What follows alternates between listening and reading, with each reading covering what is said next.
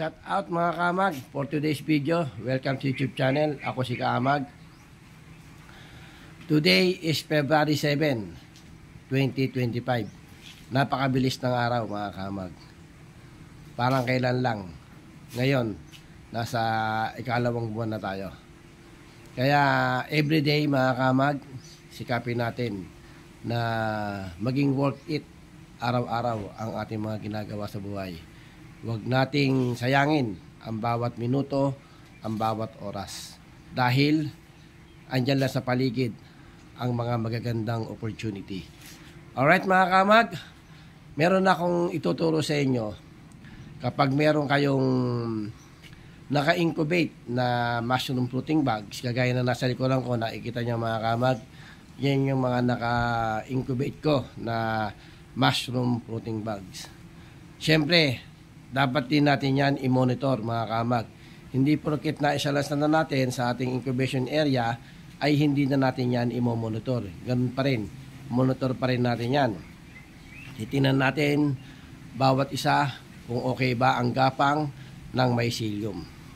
At ngayon mga kamag, iingatan natin na yan masinagan ng araw. Wag natin yan na papasinagan ng araw dahil pwedeng maudlot, tumagal ang kanyang mycelium o di kaya patayin niya yung fruiting bags dahil siya ay naiinitan. Ayan mga kamag, take note. At ngayon, ito pa isang mga kamag, i-monitor natin yung temperatura. Siyempre, kailangan din maganda ang kondisyon ng ating fruiting bags kung saan siya naandon mga kamag. Pwede tayong magbasa ng mga flooring para lumamig ang kanyang kinalalagyan mga kamag. Alright, ayan. Tayo ay nag-i-incubate ng 30 to 45 days ang tagal mga kamag. Dahil hindi siya sabay-sabay o hindi pare-parehas ang baba ng kanyang mycelium.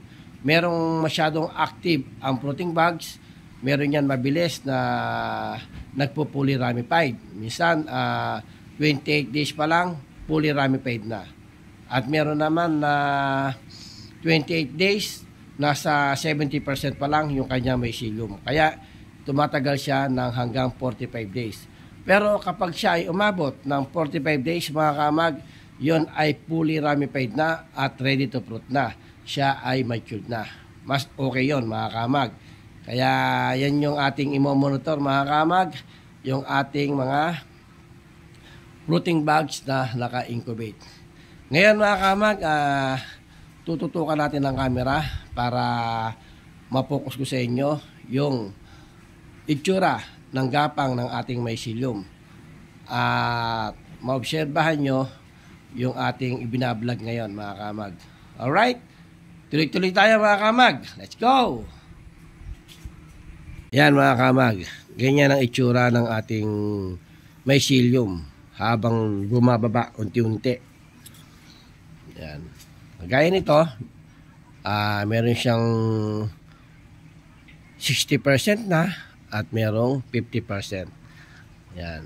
Kaya tayo ay nag-i-incubate ng 30 hanggang 45 days na sinasabi.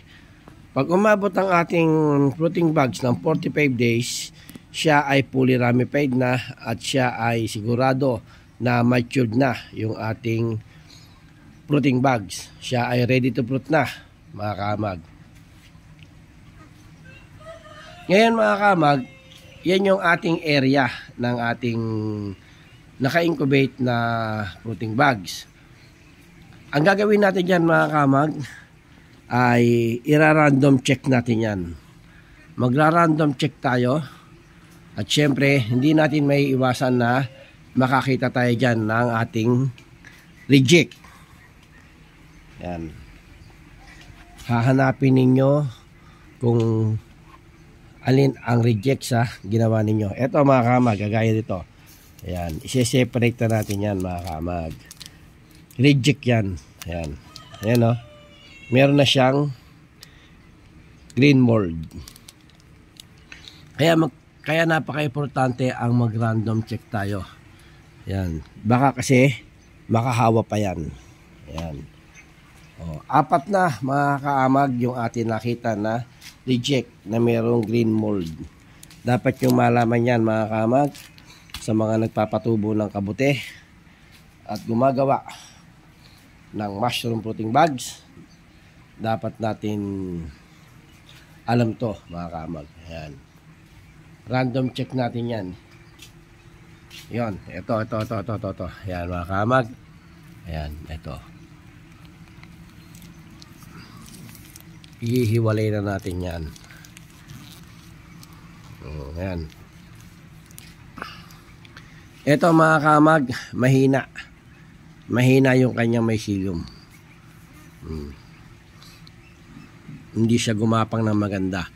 Ibig sabihin nito, meron siyang contaminated.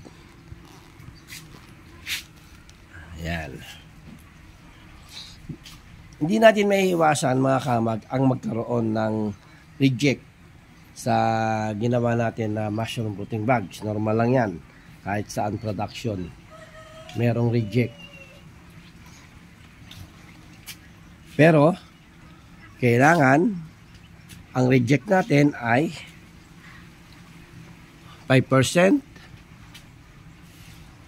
Okay na yon. 5% o kung maaari mapababa nyo pa, mas maganda. Huwag lang tataas.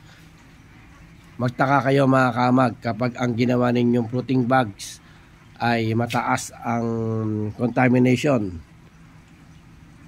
Umabot kayo ng 50-50 na reject or 40%, mataas masyado yun. Napakataas. Ang ibig sabihin nun mga kamag, meron kayong mali sa proseso. Yan.